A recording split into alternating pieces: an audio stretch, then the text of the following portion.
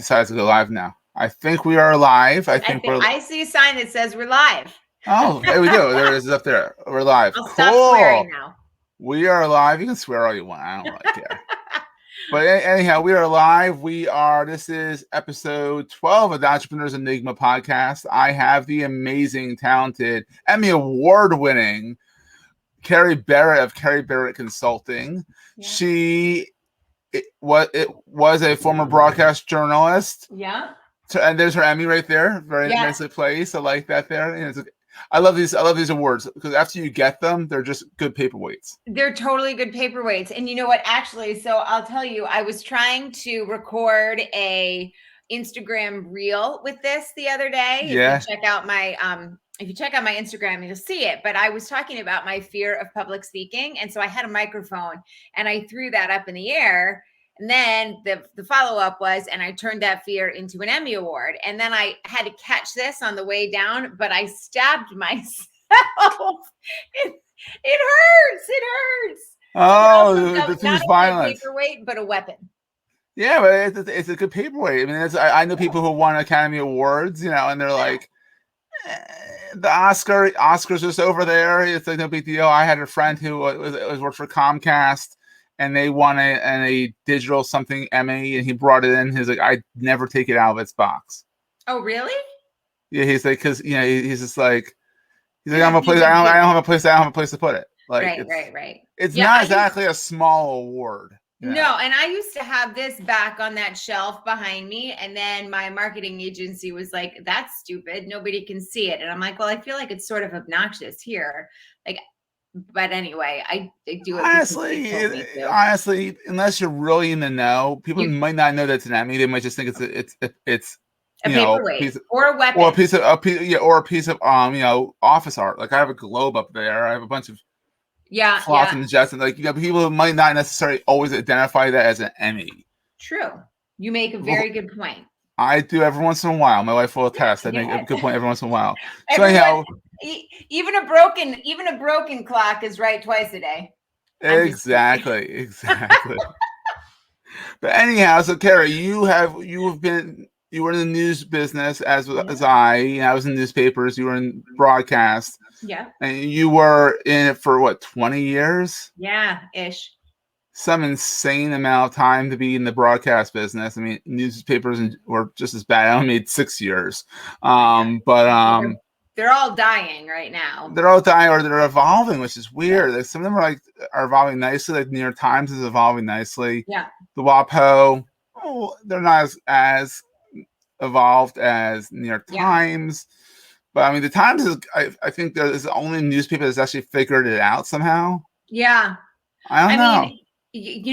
I think they have. I think one of the issues, and this is across the board, is that industry, once it's going to sound terrible.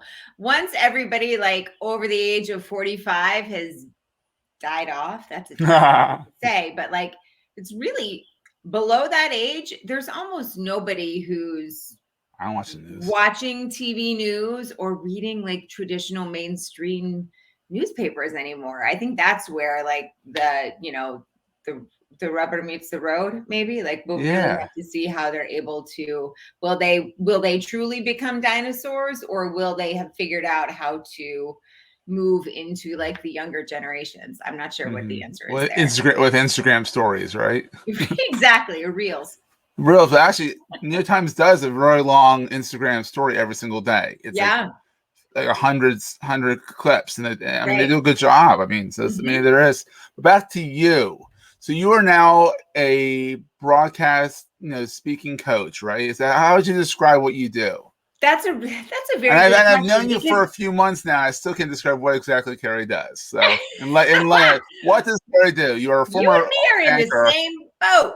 So I help my clients scale their visibility and their credibility through the creation and use of compelling video content. So for, a lot of my smaller business owners, that means understanding how to create DIY videos. So whether it's marketing videos specifically for their website, or it is, it's Instagram video or it's LinkedIn video or it's email videos, whatever, any of that sort of stuff, right? That's usually what those small business owners, entrepreneur types are looking for. Creation of video, but on they're on a budget, right? I get it. And number two, it often has to do with, I don't know what to say. I don't know how to say it. I don't know how to deliver it. I don't know what is the strategy for distribution, like all of those things. There's a lot. Yeah. My larger clients, it's about full scale video productions. So you want a video that has some durability to it, something that's going to live above the fold, to use a newspaper term, on your website. That needs to have a level of sophistication and polish that you can't get from a phone. And so that's usually for, corporations, larger brands, and then additionally, speaking. So I do, group trainings, keynote speaking, either motivational or instructional, if you will. And again, that usually is for associations or larger corporations who are looking for, team building, are looking for, personal development or brand development for their employees. That's awesome. So how's it been? And you've been doing this, it was last time we talked, it was 2 years. Yeah. You are 2 years. Now it's almost 3, right? No. I'm at about 2 years and 3 months. Oh, to be exact. There you go. Yeah. I had to count. How's it been? I'll tell you, it has been a hell of a ride. It is. A true story. I mean, I have, we've talked about this before. I have zero business experience. I mean, like, same here. Maybe zero is even being a tad generous. I've never taken a business course. I've never even read a business book. I have never reported on business. Wow. Truly zero knowledge. In fact, I was like I never thought I would own a business. I didn't want to be involved in any sort of corporate, nothing, right? I was a journalist. Yeah. Sure. Exactly. Back in the day. I remember those days. Yeah. And that's not the case anymore. So it isn't.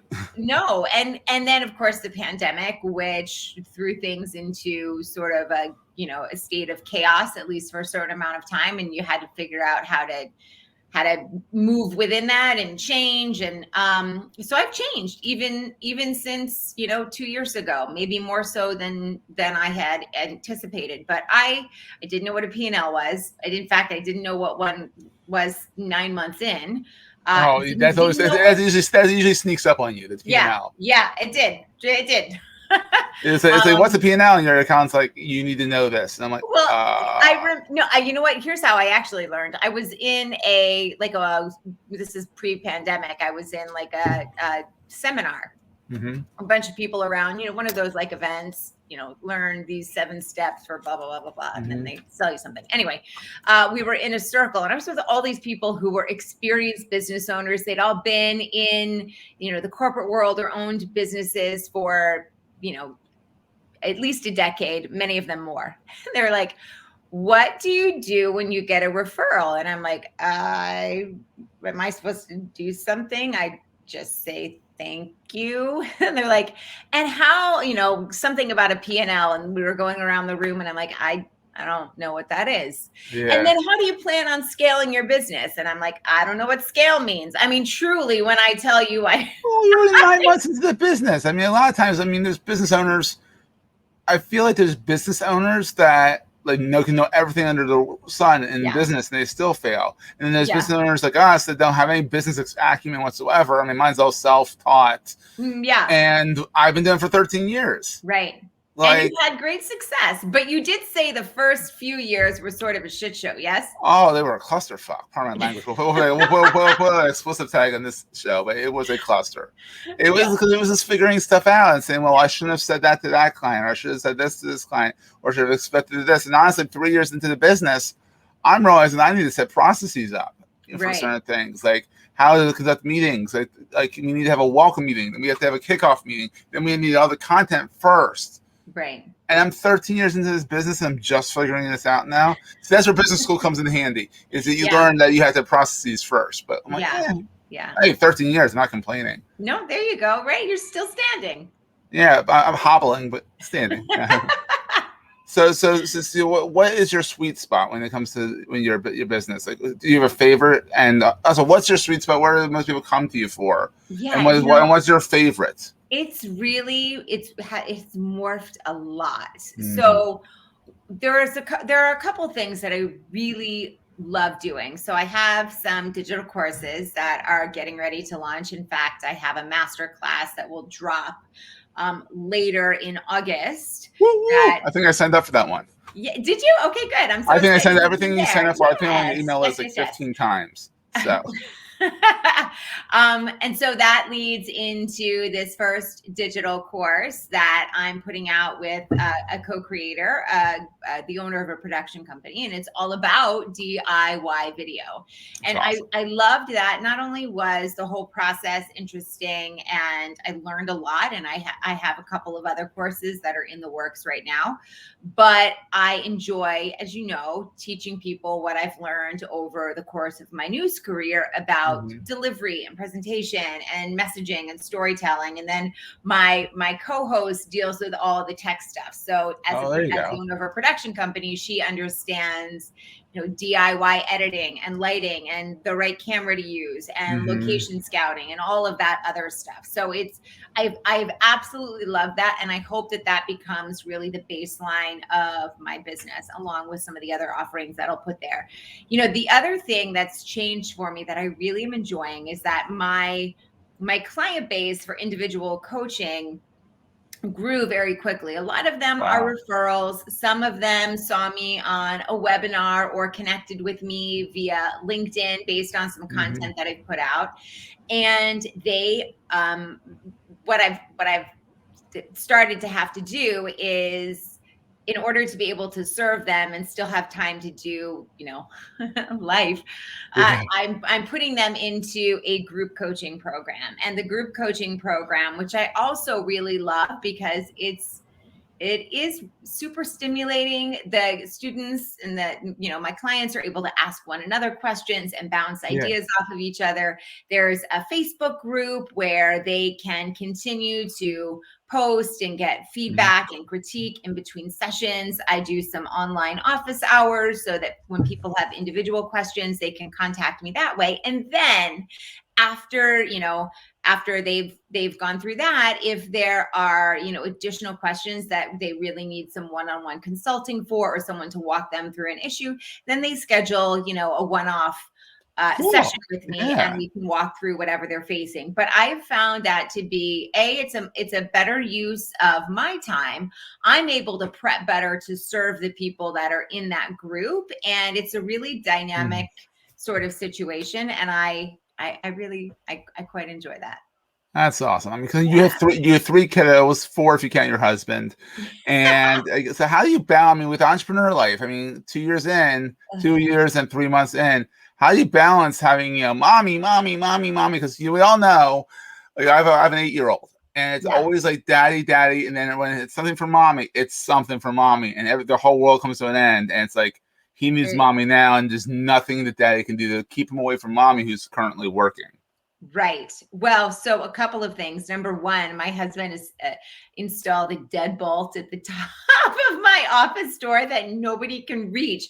And the reason is Oh, that's because good. my Yeah. little guy would jimmy the lock open Oh, with my his son foot. walks in. I'm surprised. I mean, if he's home right now, he'd walk in. Oh, Yeah. 100%.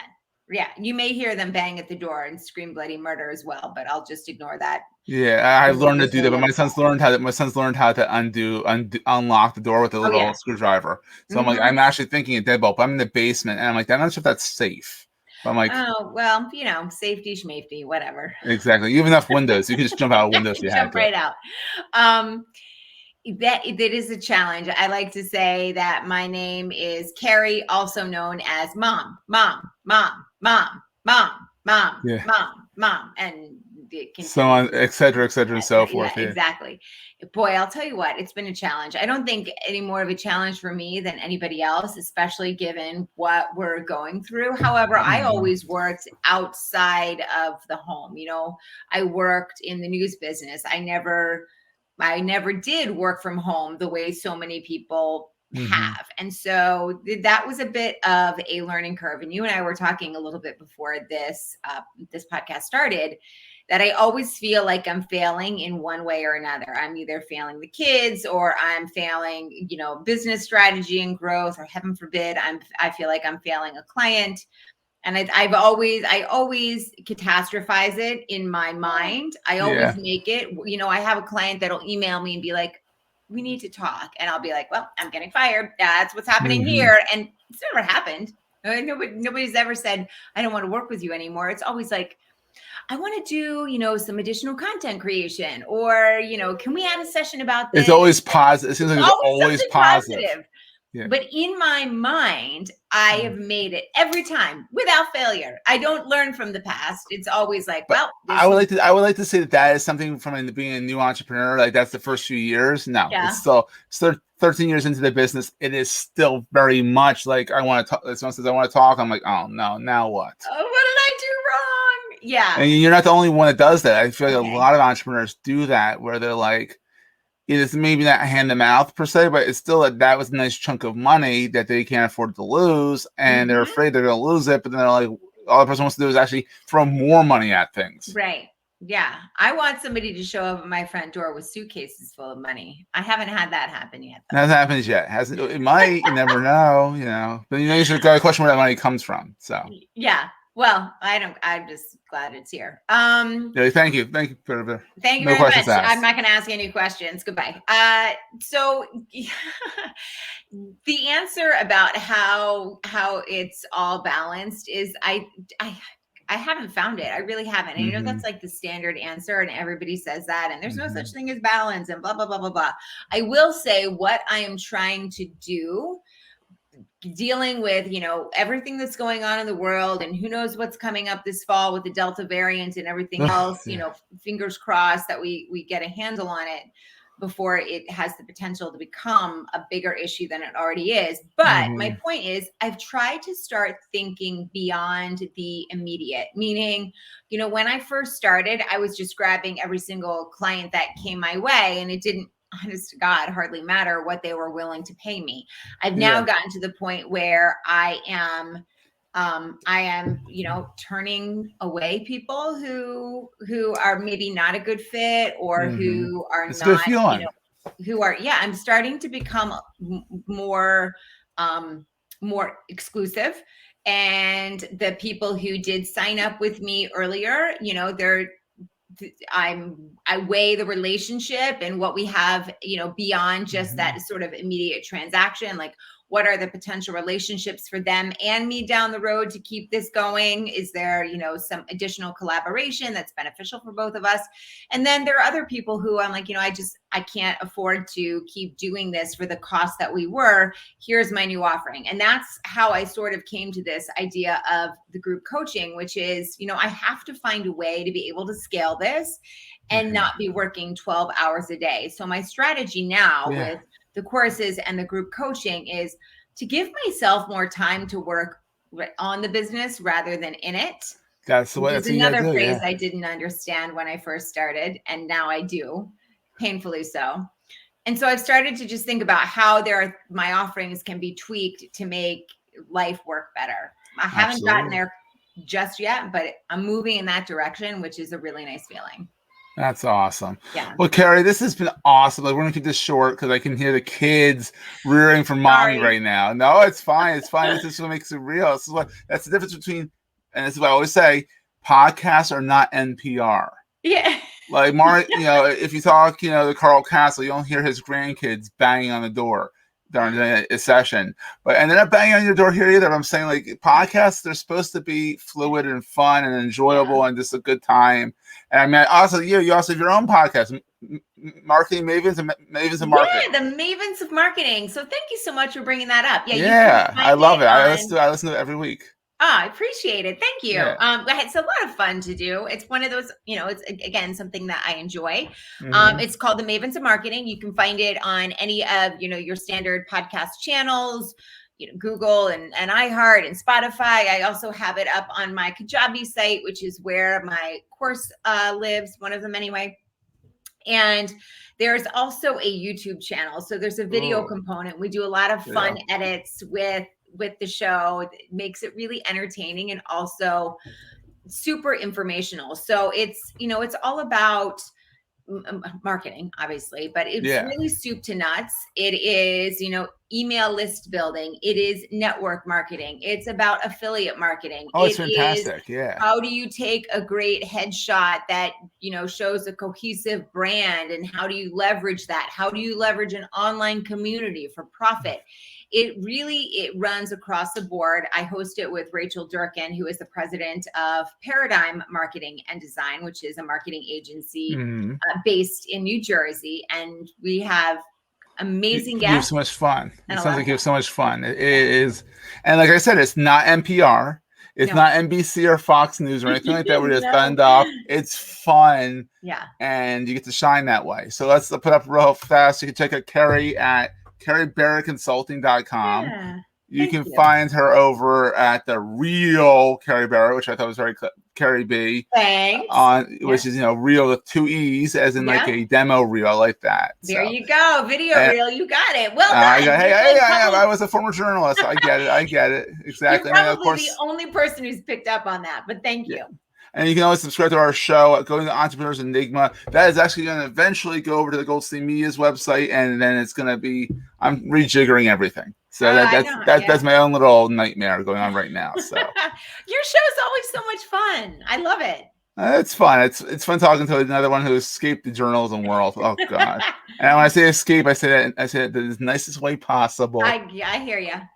Yeah. Okay, this has been so much fun.